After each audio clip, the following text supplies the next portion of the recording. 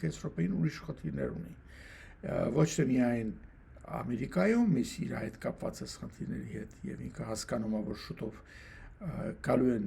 ուրեմն mid-term այսինքն ընտրությունները 26 թվականի եւ այնտեղ ինքը կարող է մեծամասնություն չունենա եւ հետո ուրիշ խնդիրներ կան դրա մեջ սկսեն նորից impeachment դատական հարցեր եւ այլ այդ բոլորին հասկանում է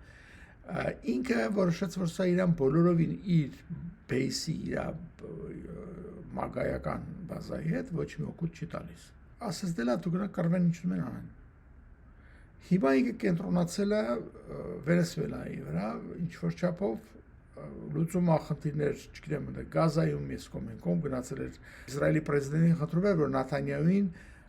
pardon տա ինչա ներում տա հա որ քրեական գործերից ազատի բոլորը արդեն այդքան տարի հիմա ծիծաղել են ինչա Նաթանյահուին մեղադրում են ինչ որ նվերներ է ստացել կաշառակերությունը համարվում որտեղ ինքը խմիչներ է ստացել նվերներ ինչ որ իր կնոջ համար տան ծառայողը պետական հաշվին է եղել չգիտեմ այսինքն ծիծաղելի այսինքն ծիծաղելի մասում ոչ